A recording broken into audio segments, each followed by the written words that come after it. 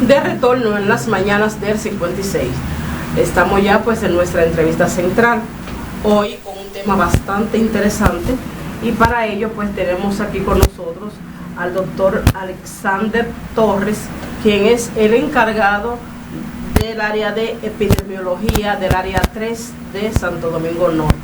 Bienvenido, Alexander. Gracias, buenos días a ustedes, Felipe, Juana.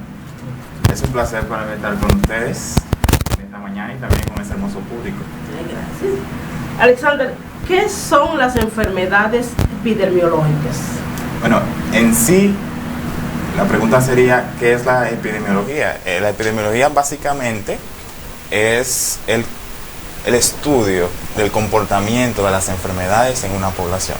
Entonces, esas enfermedades tienen características demográficas, tienen características propiamente epidemiológicas que nosotros podemos analizar para prevenir de que esas enfermedades se puedan presentar en el futuro. Eso básicamente estudiamos en epidemiología. Perfecto. ¿Cuáles han sido las enfermedades epidemiológicas que han afectado más República Dominicana, en el caso de nosotros? ¿Sabe que nosotros tenemos una enfermedad endémica? Bueno, tenemos algunas enfermedades endémicas, pero las que más han afectado a nuestro país son básicamente el dengue. Sin hablar del tema de la pandemia, que no solamente ha afectado a República Dominicana, sino todo el mundo. Pero aparte de la COVID-19, tenemos dengue actualmente y durante todos los años siempre tenemos un tiempo específico del año en el que aumenta los casos de dengue. También tenemos influenza, que es importante decirlo, que también es una enfermedad que en cierto momento o periodo del año se convierte en una enfermedad que afecta directamente a nuestra población. En esta oportunidad, por ejemplo, aquí actualmente, ¿qué tanto control hay sobre los asuntos epidemiológicos? Fíjense, Salud Pública, gracias a Dios, actualmente tiene un sistema de monitoreo constante que tiene que ver con la integración de todo el sistema de salud. El sistema completo, todo el sector salud está compuesto por el Servicio Nacional de Salud y Salud Pública. El servicio hace una parte dentro de la salud y la salud pública también hace otra parte. ¿Cuál es la parte que hace el servicio de salud? Que tiene que ver con la SUNAP, tiene que ver con los hospitales. Ellos reciben los pacientes y de inmediato, si hay una enfermedad que es de notificación obligatoria o de importancia para la salud pública, ellos reportan esa enfermedad a través del Sistema Nacional de Vigilancia Epidemiológica y así nosotros monitoreamos esa enfermedad y como salud pública entonces llevamos acciones que van a mitigar los efectos de dicha enfermedad y en dado caso, si es posible, también prevenir que se presente esa enfermedad en el futuro. O sea, el control básicamente va a depender de la cantidad de reportes que nosotros tenemos y eso se hace constantemente. Entonces, con relación a dengue, por ejemplo, tenemos situaciones específicas, con relación a COVID también, y todas esas enfermedades tienen un manejo diferente y nosotros lo abordamos de acuerdo a la cantidad de notificaciones que tenemos de cada una de ellas. Se da el caso, o sea, yo lo que he visto en algunas tipos de informaciones, y es que parece ser que la gran mayoría de este tipo de enfermedades epidemiológicas provienen casi siempre de animales. Hay algunas enfermedades que nosotros clasificamos como enfermedades zoonóticas, que son las que provienen de animales, básicamente.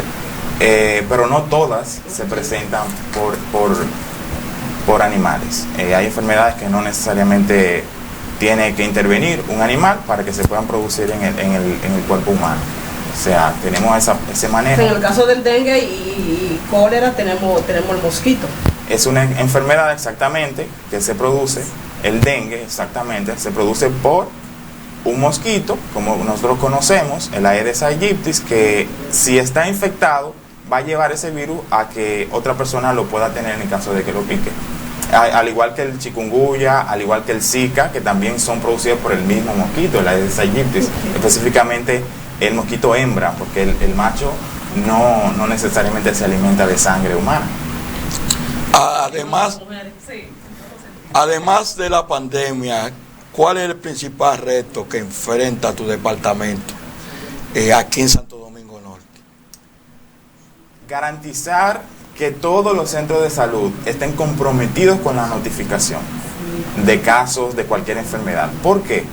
Porque si en tiempo real hay un caso de chikungunya, por ejemplo, o varios casos de dengue en una comunidad, y esos casos van a cualquiera de los centros de salud del municipio, y esos centros de salud reportan esos casos, entonces nosotros, como salud pública, de inmediato vamos a realizar acciones para mitigar esos efectos, tomando en cuenta que también vamos a garantizar, o tratar de garantizar, de que se realicen las acciones de prevención, porque salud pública actualmente tiene un enfoque de prevención. La mejor enfermedad es la que no hay que curar, porque no se presentó. Entonces, creo que uno de los retos que tiene el municipio respecto a la vigilancia epidemiológica es la notificación oportuna de los casos que se presenten en todo el territorio de Santo Domingo Norte.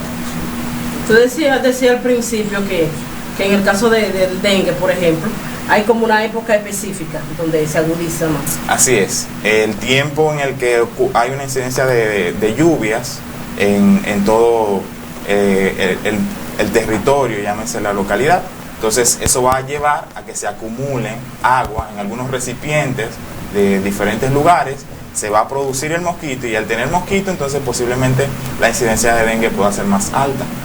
Y esa es la razón. Por eso en el periodo de lluvia, temporada ciclónica, donde hay precipitaciones constantes en el territorio, entonces va a ser el periodo en el que va a haber un aumento de la incidencia de dengue o de los casos nuevos de dengue. ¿Ustedes tienen identificado los casos de dengue, por ejemplo, aquí en el municipio, de decir, bueno, en este sector hay mayor dengue que en esto, en lo otro? ¿Y si reciben recursos para eso? ¿Suficiente? Sí, eso es una buena pregunta. ¿Por qué? Porque nosotros sí podemos decir que conocemos la localidad de los casos de dengue porque se han notificado. Ahora mismo es una enfermedad que inmediatamente se recibe en un centro de salud, saben que tienen que notificarlo, se notifica, nosotros nos enteramos. Pero ¿qué pasa? A la semana recibimos aproximadamente 23, 24, 25 casos de dengue. ¿Qué hacemos nosotros desde el punto de salud pública? ¿Creen ustedes que es posible abordar de una manera oportuna y de una manera completa los casos de dengue en 25 comunidades en una semana? Es difícil. Entonces, por eso digo que es una pregunta interesante. Pero ¿qué pedimos a la población? Nosotros como salud pública, ya lo he dicho varias veces, la prevención es algo muy importante.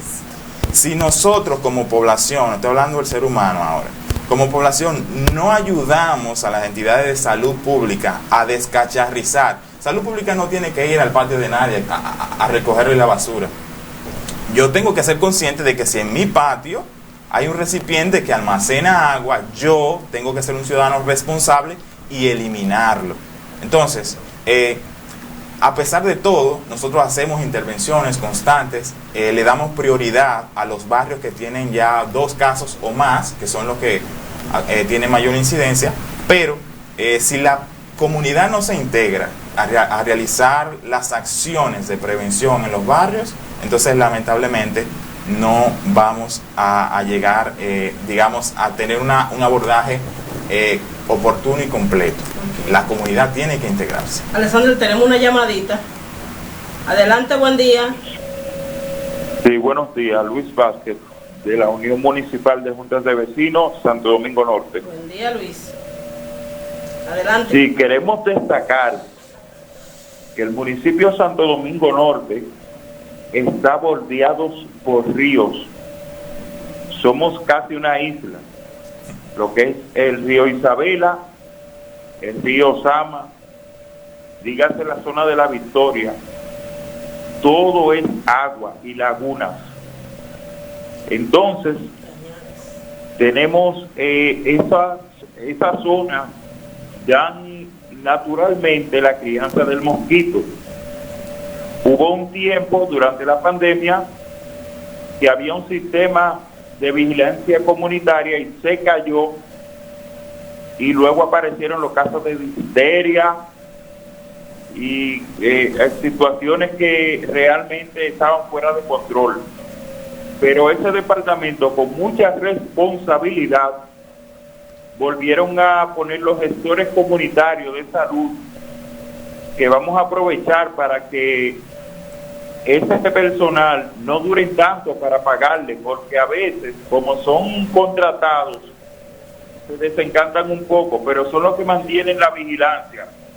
Vemos en las comunidades y los barrios de la orilla de los ríos Sama e Isabela, jóvenes caminando, preguntando quién tiene malaria, quién tiene fiebre, midiendo, y hay un monitoreo responsable. Así es que los felicito por su trabajo y sigan así, que van muy bien. Las comunidades reconocemos su trabajo. Gracias. Gracias, Luis. Respecto a esta llamada, tengo que, aparte de dar las gracias por el reconocimiento, también decir que el municipio de Santo Domingo Norte, como él bien dice, tiene características medioambientales que favorecen a la producción del mosquito. Claro, si no le damos las condiciones, en el caso de la parte urbana, de almacenamiento de agua y descuido, de dejar los tanques destapados, los recipientes destapados, no se va a producir el mosquito y por ende posiblemente la cantidad de casos de dengue sea mínima. Pero en el caso de la parte rural, las características medioambientales que tiene el municipio de Santo Domingo Norte favorecen en la producción del mosquito. Pero de todas maneras nosotros tratamos de hacer el esfuerzo lo más posible de llevar salud a las comunidades. En el caso de la malaria, por ejemplo, somos un municipio que tiene casos de malaria, que también es producida por un mosquito. Cada caso de malaria se aborda directamente con los pacientes. Se le da el tratamiento, hay un departamento de entomología en el área 3 de salud que tiene un encargado en el que cada caso de malaria se interviene, el paciente es abordado, se le da su tratamiento y hasta que el paciente no dé negativo a una prueba nuevamente, entonces no se deja de abordar ese paciente. ¿Cuáles son los síntomas de la malaria? Los síntomas de la malaria se parecen mucho al dengue. El paciente presenta fiebre, una fiebre muy intensa, dolor muscular, puede presentar también ictericia, o sea, los ojos se le pueden poner de un color amarillento. Y un paciente que ya ha dado negativo a dengue y a otras enfermedades y todavía no tenemos un diagnóstico, se le hace una prueba de malaria y eso ya diagnostica la situación. Perfecto. No veo, porque de hecho sí lo he visto, pero últimamente, como decía pues Luis, el trabajo comunitario de los jóvenes que dan servicio a salud pública, porque antes, cuando yo iba en La Victoria, y siempre ellos pasaban llevando unas bolsitas que son como de un cloro. Okay. O sea, ya lo que es para evitar los mosquitos, muy bueno. Abate se llama. Muy bueno, eso. Muy bueno, que uno se lo echaba a los tanques. Uh-huh. Y eso evita que se produzca el mosquito. O sea, que sería, pues, valga la sugerencia a que se retomen ese tipo de actividades. Sí, hace 2 o 3 meses el Departamento de Entomología realizó una jornada de abatización a nivel de todo el municipio. Pero ¿qué pasa? Se priorizan los barrios que naturalmente tienen mayor incidencia de mosquito. Okay. Se hace una encuesta entomológica, que es un documento, un preparado científico que nos va a diagnosticar a nosotros la situación de los diferentes barrios de Santo Domingo Norte. Entonces, de acuerdo al resultado de la encuesta entomológica que nos dice, bueno, hay una incidencia de mosquitos, hay muchos mosquitos en tal lugar, se abordan esos barrios que tienen mayor cantidad de población de mosquitos adultos y larvas. Y por eso tal vez no lo vieron en todo el municipio, pero sí en los lugares donde era mayor la necesidad de poder abordarlos. Sí, porque de estas epidemias, ¿cuáles son más letales? ¿Cuáles están más controladas? ¿Qué usted le podría a la población de qué podemos estar tranquilos y de qué no? Actualmente, entiendo yo, estamos viviendo unos tiempos donde surgen algunas enfermedades que ya no teníamos. Por ejemplo, el caso de la difteria, el caso del sarampión, en caso de tétano. Tenemos que tener cuidado de todo. en realidad sería mi mensaje, tener cuidado de todo, tener las precauciones de lugares. ¿Qué están haciendo ahora mismo los adultos? Descuidando la vacunación de los niños. El esquema regular de vacuna de los niños se está descuidando, no lo están llevando por alguna razón, solamente se le está dando la prioridad al COVID, la gente entiende que solamente tenemos COVID, pero en realidad no es así. Lleve a su niño a vacunar del esquema regular, de las vacunas normales, para que ese niño posiblemente en el futuro no se presenten enfermedades que son prevenibles por vacuna, porque eso es lo que más duele. Son enfermedades que tú puedes prevenir, ciertamente, y está comprobado, pero se descuidan y en algún momento, entonces hay casos de esas enfermedades, como tosferina, sarampión. Yo le puedo hacer una sugerencia. Pónganse en coordinación con el programa Supérate y denle seguimiento a esos niños por ahí, e inclusive díganle que si no van a vacunarse, no le dan seguimiento, pues tomarían medidas por ahí, y entonces ustedes ahí van a encontrar una población cautiva que quizás no está yendo por algún motivo. Sí. Programa Supérate. La mayoría de... O sea, creo que te refieres a las vacunas a partir de que el niño nace, lleva a un periodo de vacunas del año, de los 2 años. Sí, exactamente. Ese tipo, o sea, que van por etapas. Así es. Exacto. Porque ellos tienen registrado la familia entera completa. Y entonces, estos subsidios que del gobierno, hay compromiso. Entonces, si la población no está asistiendo a ponerse esa vacuna, que regularmente se la ponían, entonces hay que buscar un método, pero hay que buscarla y que se pongan esa vacuna. Sí, porque en el caso de Supérate, a las madres les exigen la prueba de que los niños están asistiendo a la escuela para darle el bono que le dan escolar. Entonces quizá esa parte no la están fiscalizando, y si ustedes se ponen en coordinación con ellos, y fiscalízame también que los niños tengan su vacuna, su ciclo de vacuna. Es una sugerencia, la vamos a compartir al Será programa de importante. organización.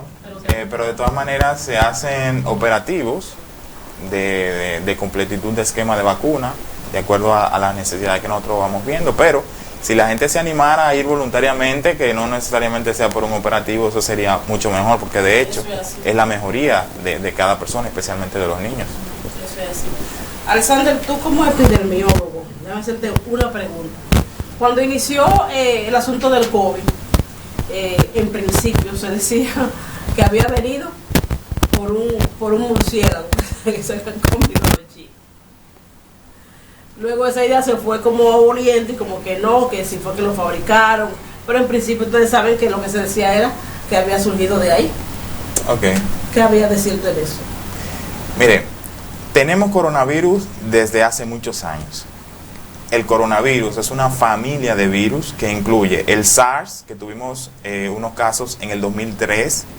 Tenemos el MERS, que tuvimos casos en el 2013. El MERS es el síndrome respiratorio de Oriente Medio, o sea que se presentó solamente en esa localidad, y posteriormente, por las características epidemiológicas, yo diría que también el contexto sociodemográfico y político del mundo, en el 2019, se dieron las condiciones para que se desarrolle el coronavirus.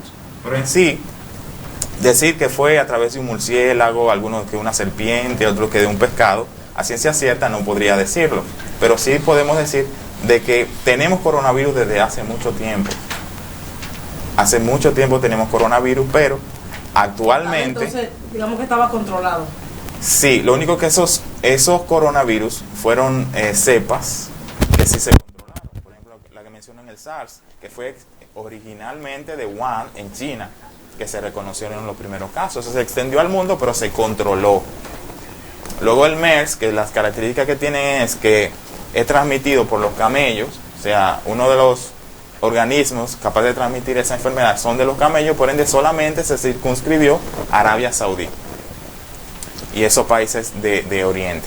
A veces nosotros sabemos que las instituciones a veces tienen limitaciones en determinadas áreas. Ustedes ahí en el área 3, por ejemplo, ese departamento cuenta con la facilidad del protocolo y tienen un presupuesto para contrarrestar cualquier brote que surja en Santo Domingo Norte. Epidemiología es es un departamento que es transversal en salud pública, que tiene que ver con todo lo que tiene, todos los departamentos que integran salud pública.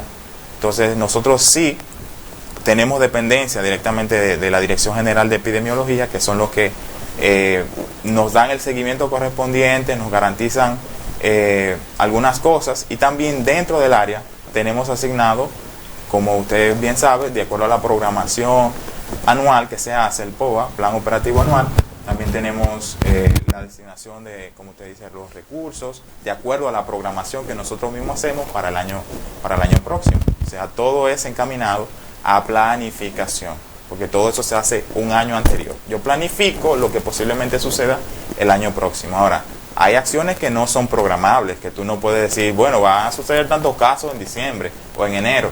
Entonces esas acciones también tienen una parte asignada, que nosotros somos los que, de acuerdo a las necesidades, actuamos en ese sentido. Qué bueno que sea así. Vamos a hacer una pequeña una pausa para continuar con este tema que está bastante interesante, y voy a dejar en el aire una preguntita que a todo dominicano pues le va a interesar, y es el por qué nos da tanta gripe. Pero eso va a ser después de la pausa.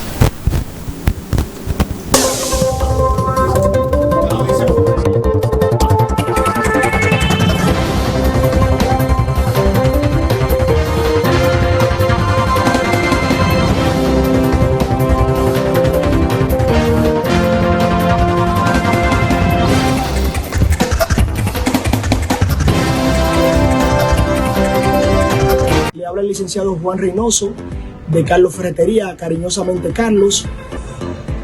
¿Por qué usted debe de venir a Carlos Ferretería? Tenemos un trato personalizado de tú a tú. Si el cliente nos da el espacio de que podamos brindarle nuestras atenciones, le daremos el mejor servicio. Uno de los mejores precios de la zona, uno de los mejores, gracias a Dios, porque no tenemos ningún tipo de competencia global con ninguno de nuestros comerciantes. Tenemos un servicio especializado, personalizado.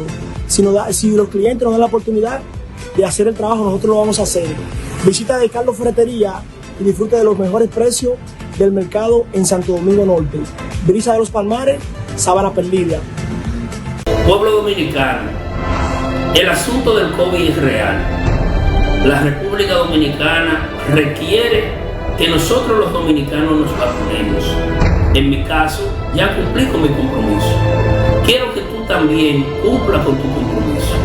Vamos a vacunarnos, porque una vez nosotros nos vacunemos, estamos cuidándonos nosotros mismos, pero también estamos cuidando a nuestros seres queridos. No politicemos el tema, ni tengamos miedo. Vamos a vacunarnos. La vacuna es necesaria. Vamos a dejar los mitos y los tabúes. Así como nos han vacunado para otras enfermedades, esta es una en donde lo único que requiere el país es de tu colaboración. La vacuna no tiene partido político. El COVID no tiene partido político. Vamos a vacunarnos. Realmente es necesario.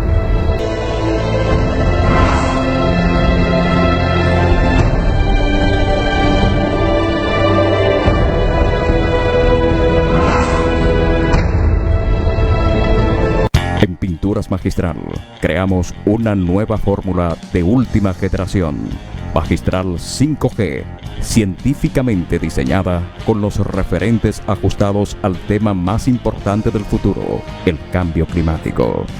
Semigloss 5G, acrílica superior 5G, acrílica 4G y acrílica 3G, porque la República Dominicana nunca había tenido colores tan duraderos y naturales, revolucionando hacia los colores de la esperanza, la excelencia y el bienestar de las nuevas generaciones. Generación 5G de Pinturas Magistral, 809-568-8913. Pinturas Magistral, el placer de pintar.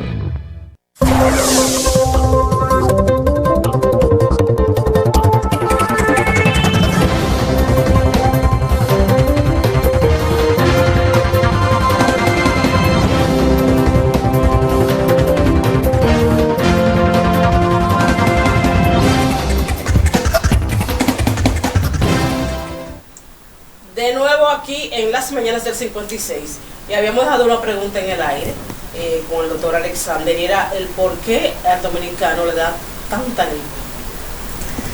Es una pregunta interesante, ya que tiende a confundirse muchas veces reacciones alérgicas a algunos olores o a sustancias específicas con gripe. La gripe causada por la influenza, que es quien básicamente va a presentar mayormente estos síntomas gripales que tienen que ver con estornudo, una tos productiva, puede ser una tos seca. Cuando digo productiva es con catarro. También el moco, generalmente en el caso de la gripe tiende a ser amarillo, tiende a ser verde.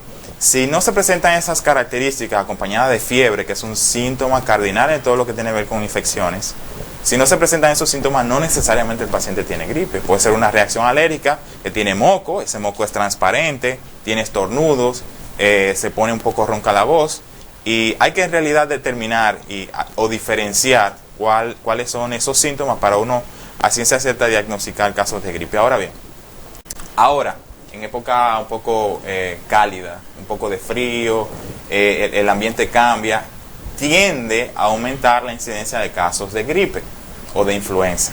En ese sentido, lo que se hace es que, si ustedes se han fijado, la vacuna de la influenza ha estado a disposición de la población desde hace semanas. ¿Por qué? Porque ya se conoce que a partir de octubre, septiembre, noviembre, aumentan los casos de gripe. ¿Entiendes? Que en esta época es frecuente. Ahora, fuera de esta época, un aumento por encima de lo normal de gripe, entonces tiende a confundirse con otras cosas. ¿Y están asistiendo a la gente a ponerse la vacuna de la influenza? La gente asiste, generalmente los que van son las mismas personas. O sea, si yo me vacuné hoy, ya yo sé que me funcionó la vacuna. Entonces el año que viene yo me voy a vacunar. Entonces es una oportunidad también de decirle a las personas que tienen la oportunidad de acceder a la vacuna de la influenza en cualquiera de los CPN o centros de primer nivel de atención que esté cercano en su comunidad. Doctor, ¿es posible que haya población o países donde la gripe no exista, que no le dé gripe a la gente? Pueden existir países donde haya menos casos, pero no donde haya una ausencia completa de casos. Yo le digo porque estuve en Cuba en una ocasión y me dijeron: aquí se vacuna contra la gripe porque la gripe es un virus. Aquí la gente prácticamente no le da eso. Prácticamente no le da, pero sí le da. Y ahí está la razón, ellos se vacunan contra la influenza. En el caso de nuestra población, la gente, si para el programa regular hay que prácticamente obligar a las personas, incentivarlas con algún programa para que se vacunen. Imagínense en el caso de la influenza, que es una vacuna que muchas personas no conocen porque no está incluida en el esquema regular, sino que la persona se la pone si quiere. Yo me sorprendí porque es un médico que ellos le llaman como familiar, que tiene como 2 cuadrantes, que él tiene que visitar a esos pacientes. Ellos manejan la medicina así. Entonces me dice: no, aquí desde pequeño se vacuna contra la gripe. Aquí prácticamente eso no existe. Sí, me sorprendí. Esa debe ser la motivación de cada uno de nosotros. Yo me vacuné contra la influenza y tengo como 4 años vacunándome seguido. Y anteriormente, a yo iniciar esa vacunación, yo me daba mucha gripe. Yo constantemente, cualquier virus que entraba en circulación nacional, de una vez yo tenía gripe. Luego que inicié la vacunación, entonces eso ha disminuido. Yo tengo casi 1 año que no me da gripe. Entonces soy un vivo ejemplo de que funciona la vacuna contra la influenza y motivo que también se la puedan aplicar a las demás personas. No, yo no me he puesto esa, pero me la voy a poner. Se la recomiendo. Me la voy a poner. Sí. ¿En qué época del año se dan mayores los casos de dengue aquí en este país? Anteriormente mencionamos la época de lluvia, cuando comienza la temporada ciclónica, llámese creo que mayo hasta junio, ¿verdad? Hasta agosto, septiembre, por ahí. Es que aquí ha cambiado tanto el clima, que ahora llueve en diciembre, llueve en enero, en mayo. Los antes ciclones en diciembre. Aquí uno no sabría decir, entonces. Y las condiciones medioambientales han cambiado bastante. Cambian constante, pero de todas maneras se mantiene y eso ayuda a que nuestra población tal vez almacena mucha agua. Y en ese almacén de agua hay un descuido, se produce entonces la incidencia o se produce mayormente la cantidad de mosquitos, y ahí entonces vienen los casos que eso. Doctor, este país es enteramente político, y cuando se está en esa actividad de política activas, se suele mucho hacer operativos de fumigación en los barrios, pero realmente se hacen en cualquier hora. Eso es efectivo. El hacerse en cualquier hora no es efectivo. El horario en el que los mosquitos, en el caso de la hembra del Aedes aegypti y otros, salen a realizar sus picadas, son horarios frescos, llámese temprano en la mañana o ya anocheciendo. Por eso, si ustedes se van a fijar de que en alguna comunidad en la que ustedes viven se va a llevar una fumigación en estos días, van a ser en esos horarios. Fuera de ese horario, el mosquito se esconde, se va al lugar que usted menos se imagina, se esconde, y si pasan fumigando, entonces posiblemente eso no alcance al mosquito. Otra cosa es un llamado a la población: si por su barrio están vacunando, no cierre las puertas de su casa para que el humo no entre a su casa. Es todo lo contrario. Si se está fumigando, ese humo va a servir para eliminar ese mosquito adulto que está circulando en su casa o alrededor de su casa. Entonces, abra las puertas para que ese humo entre y pueda entonces hacer el efecto deseado, porque muchas veces el mosquito se tranca y la persona también se trancan los dos ahí, juntos. Entonces, no funciona de esa manera. ¿Ustedes no tienen algún tipo de campaña de publicidad para llevar a la gente?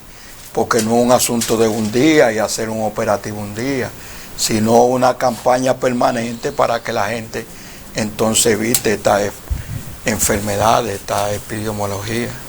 Sí, nosotros a través de los centros de primer nivel de atención siempre se están de eso, y cualquier tema de salud se está diciendo a la población sobre la prevención. Aparte de eso, constantemente en las redes sociales del área de salud se están mandando posts acerca de la situación del dengue y cómo prevenirlo, al igual que otras enfermedades.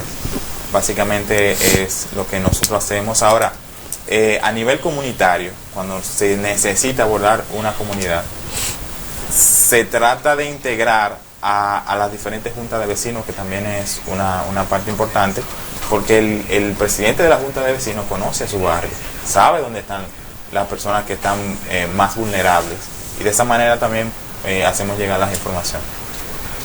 Doctor, hay una enfermedad que en un tiempo estaba así como, ¿verdad?, muy sobre el tapete, y que actualmente pues como que ha mermado. Ya han disminuido los casos de VIH, del SIDA. Sí, ya eso del VIH.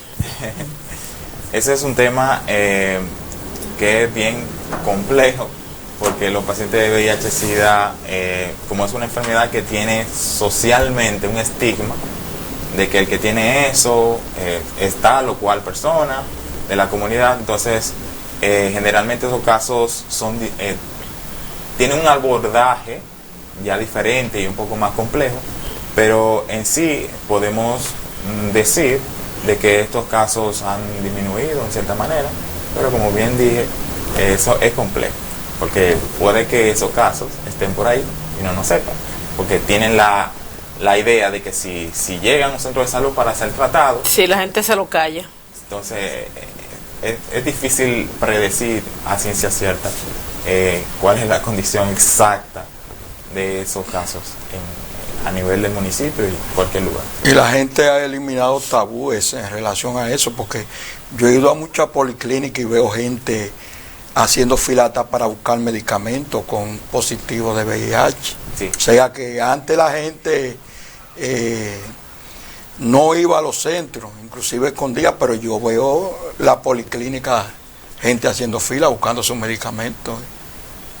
Sí, porque las personas que mantienen control mantienen su peso y no, o sea, ni sí. se si nota. el paciente lleva el tratamiento adecuado y ese abordaje ayuda a que tal vez la condición de ese paciente, no, inmunológicamente hablando, no disminuya o no empeore. Eso sí se garantiza. Y en los laboratorios están identificando los casos, porque inclusive cuando te van a realizar una prueba te hacen firmar una documentación que inmediatamente tú sales, eso va directamente al Ministerio de Salud Pública, a la estadística, y te registra para darte seguimiento, que es la intención. Exacto. Bien. Se hace de esa manera, incluso la persona tiene que ir a buscar sus resultados de manera física ya directamente. Que en ese momento es que se trata de captar el caso. Pero hay casos que tuvieron en contacto con un paciente VIH positivo y no se hacen la prueba, no se hacen nada. Entonces a eso era que yo me refería, que es difícil la ciencia cierta decir, pero en sí, decir si ha disminuido o no. Los casos han disminuido por la superación, en cierta forma, que ha tenido la persona de saber de que el paciente de VIH-Sida tiene una oportunidad de vivir su vida completamente normal. ¿Y qué otro caso de esa naturaleza está expuesto a la población y que debería cuidarse? Debemos cuidarnos, como yo decía anteriormente, de todo. Actualmente, dengue es un tema, COVID es un tema, tosferina es un tema que también la población debe cuidarse, especialmente los niños, sincitial respiratorio.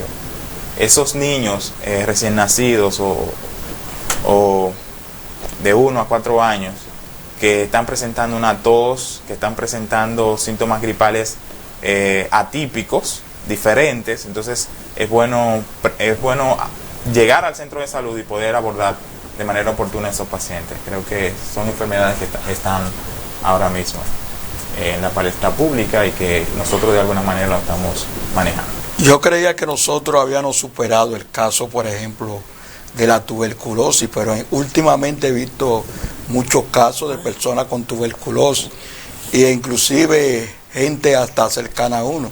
Yo creía que eso era un asunto del pasado, pero...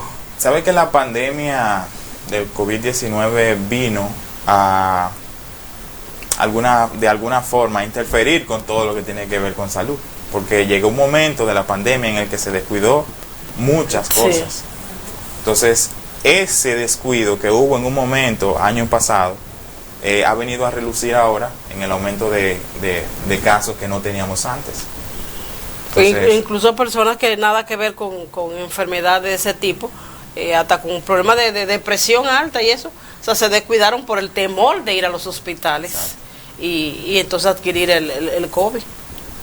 Sí. Doctor, una de las cosas, yo le decía ahorita sobre el COVID, que se rumoró al principio el can de que había salido del murciélago y eso, pero después otra versión que vino fue que fue a propósito una creación de los chinos y que se le descontroló. Teoría conspirativa. Existen muchas teorías conspirativas, que si fue Estados Unidos que lo provocó en China para decir de que ellos estaban conspirando con el mundo, que si fue China propiamente que provocó de que eso sucediera en todo el mundo. Pero para mí resulta difícil creer que una nación exponga a su propia población y a todo el mundo a tener que padecer, incluso con tantas fatalidades que hemos tenido en todo el mundo.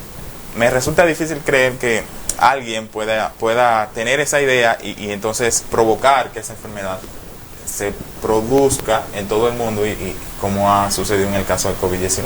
Así que yo no soy tan partidario de las teorías conspirativas. Sí creo que epidemiológicamente hablando hubo las condiciones necesarias para que este virus se convirtiera en una pandemia. Ya mencioné el contexto político en el que la guerra comercial que había entre Estados Unidos y China produjo cierto descuido. ¿En qué sentido? ¿Qué decía Trump al momento de que se comenzó a hablar de coronavirus? No, eso no existe, eso no es invención de los chinos. Entonces hubo un descuido de parte de la mayor potencia del mundo, Estados Unidos, y de alguna manera eso tiene un resultado en los demás países. Si el presidente de Estados Unidos dice que no existe, entonces... Algunas personas le dieron en su momento un matiz político, sí. Y es que decían que, por ejemplo, en el caso de Italia, la gran población de Italia son personas ya de avanzada edad, envejecientes. Y que el gobierno de Italia, todas esas personas, como ya no ni modo están ya en edad de trabajar, pues mantiene todas esas personas de esa edad, y que eso pues provocó el que ni modo lamentablemente pues murieran, la gran mayoría fueron personas de esa edad. En toda Europa la población es mayor, o sea, la mayor población, la mayor cantidad de personas que existen en Europa son personas envejecientes. Eso. Y en China por igual. Doctor. En el caso de Latinoamérica sucede básicamente lo contrario, la mayor población nuestra es joven. Entonces hay tal vez la diferencia entre que Europa presentó más casos en algún momento y se estaba muriendo, hubo una crisis real de todo el sistema de salud, a diferencia de tal vez Latinoamérica, que no tuvo esa agudeza. Ese impacto tan fuerte. Doctor, mucha gente, quizá como yo que le dio COVID, que tenemos 3 dosis, se pregunta, a partir de que una persona le dio COVID, ¿pudo haber algún órgano del cuerpo ser modificado y debería hacerse alguna analítica para saber si el paso del COVID modificó algún órgano de su cuerpo, o uno no tiene nada de qué preocuparse? No, modificación de un órgano en sí podemos decir que no existe esa posibilidad. Ahora sí, nuestro organismo tiene un sistema de respuesta, el sistema inmunitario, que de alguna manera el virus del COVID y cualquier otro virus y cualquier otro parásito y bacteria va a generar una respuesta inmunitaria que incluso se va a quedar con nosotros durante mucho tiempo, que eso sí, los virus y cualquier microorganismo puede modificar en nuestro organismo esa respuesta inmunitaria, que es incluso lo que se busca con la vacuna. Yo te inyecto el virus atenuado, desactivado, para que tú produzcas los mecanismos necesarios para contrarrestar el virus en caso de que se presente realmente en el organismo. Hago la pregunta porque yo he oído algunos médicos decir que gente que han tenido el COVID-19, entonces se le han tenido alteraciones cardíacas y eso en el corazón, a nivel de corazón. Ya en esa parte sí pueden existir algunas secuelas, que va a depender ya de los síntomas que se presentaron al momento de la persona tener el virus. Por ejemplo, anteriormente se conocía de que un paciente con COVID-19 que ha estado en un estado de gravedad producía ciertos microcoágulos que iban a ciertos lugares, y eso también llevaba a que el paciente experimentara alguna gravedad. Que eso sí se describe, se conoce, pero no que se vaya a producir un cambio en un órgano tal propiamente dicho, sino que es una consecuencia del proceso inflamatorio que tiene una persona, su organismo, como defensa en contra del virus. Pero ¿y por qué aún uno aplicándose las vacunas hay personas que le da el COVID de todas formas? Esa es una muy interesante pregunta. La vacuna no previene que tal vez si tú estás expuesto al virus, te dé el virus. Puede darte el virus. Baja la posibilidad también de que al exponerte tengas que adquirir el virus. Ahora, si te da el virus, la vacuna sí te garantiza de que tal vez la tasa de gravedad o mortalidad disminuya considerablemente. Ejemplo, al inicio de año no teníamos vacuna. ¿Cuál era la positividad del COVID? Unos 12, llegamos creo que a 16, 19, 20 y pico. Ahora mismo la positividad, a pesar de que se conoce que hay un aumento de casos, la positividad a nivel nacional está en 8.59. En el municipio está en 4. O sea que es considerable en realidad. Estuvo casi en 20, bajó a 14. Bueno, 2 semanas atrás estuvo en 14. Ahora está en 8 la positividad. Bueno. Está en 8. Señores, no hay tiempo para más. El doctor, cuando estuvimos conversando la semana pasada, ¿verdad? Sí. Que hablamos de esta entrevista, digo, no, pero yo no voy a durar tanto, yo no voy a hablar mucho. Y nos quedó tema todavía. Señores, vamos a una pausa. No se muevan de ahí porque en breve retornamos con el que más sabe de deporte.